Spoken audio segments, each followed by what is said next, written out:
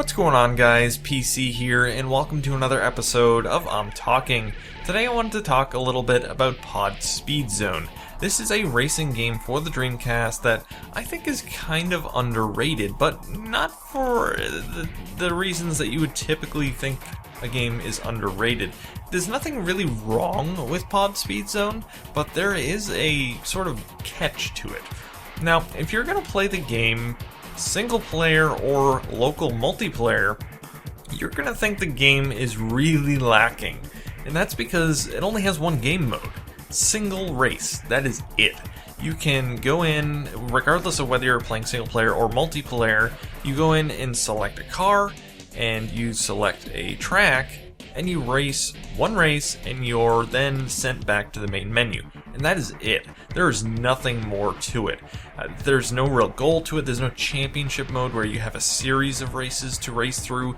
No, that is it. It's just literally a single race. Now you can try and beat your best time if you wanted to do that, but otherwise there's really no goal other than to get that best time or to beat your friend you're playing against.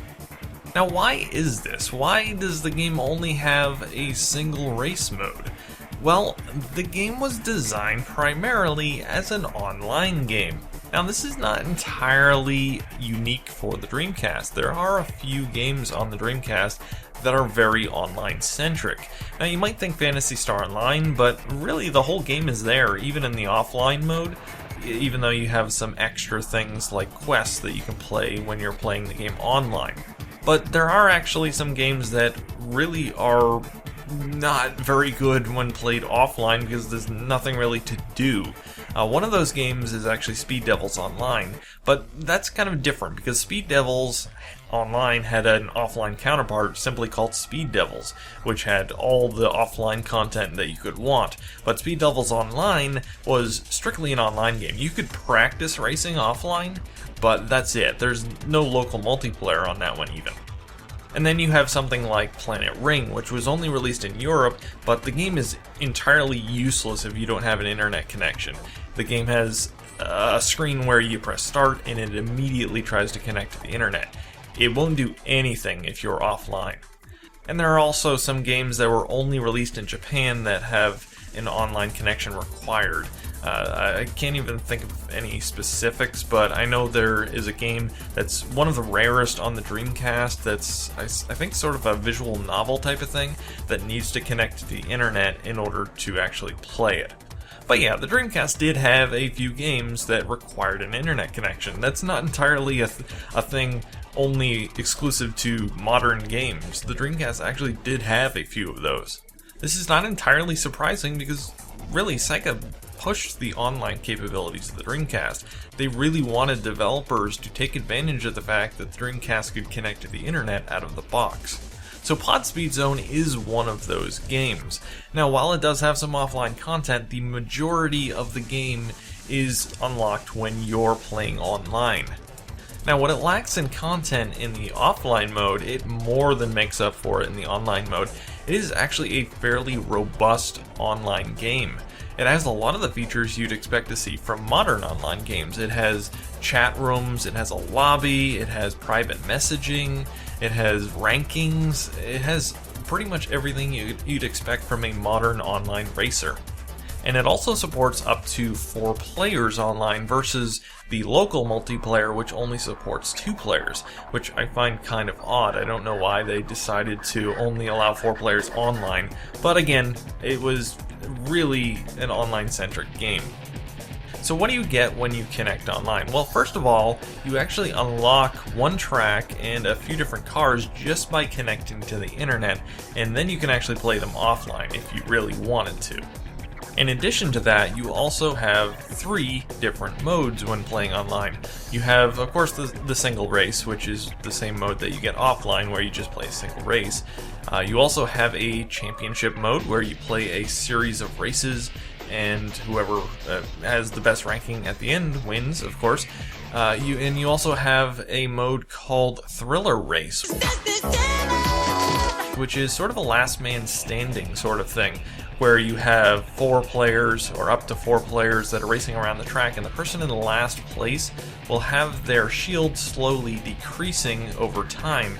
And unless they can improve their position by getting into 3rd, 2nd, or 1st place, they're going to continually lose shield, and eventually they'll just be out of the race. And then, of course, the person that's in last place after they're eliminated will have their shield decreasing. So whoever is alive at the end of the race wins. So yeah, there is a lot of content to the game when playing online, but if you're going to play it as an offline game, then it's really not worth it. It's not even, I'd say it's probably not even worth purchasing. Unfortunately, the servers for the game are offline now, so hopefully one day we will get the game back online, and don't quote me on this, but it actually might happen soon. But yeah, there really isn't anything particularly wrong with POD SpeedZone. It's just, you need to play it online if you want to get the most out of it. It actually has some really cool track design. I love the alien theme to it. It's almost like San Francisco Rush 2049 if it were on an alien planet. You have a track where you have these robotic dinosaurs. It's pretty crazy. You have another one where you have these alien plants that are trying to grab you from the side of the track. It's just some really unique designs to the tracks, and I really do like that. It also has different weapons in the game.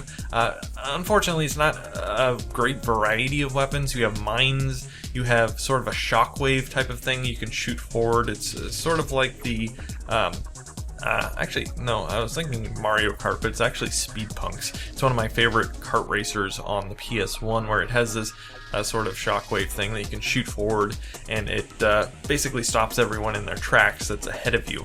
So you have that, and you also have speed boosts and things like that. But in terms of weapons, there are only those 2, which is kind of disappointing, but it's still cool to have weapons in the game. It adds an extra little element into it. But yeah, I mean, overall, it's actually a pretty cool racer. It's got, like I said, that cool alien theme going for it. It has weapons, and has that interesting thriller game mode, which is a little bit different than your normal racing game modes. So I think that's about all I have to say on the subject. I kind of wanted to bring it up because I don't think a lot of people actually know what the deal with this game is. They might have tried it recently and thought, what is up with this? There's nothing to it. There's a single race and you can't really do anything else, even in multiplayer? That's kind of weird. Well, now you know why. The game is an online racer, and that's really what it was designed to be. So POD SpeedZone is not a bad game, it just really requires you to connect to the internet. And hopefully one day we'll be able to do that again. But anyway guys, that is it for this video. If you enjoyed this video, don't forget to comment, rate, and subscribe. And thanks for watching.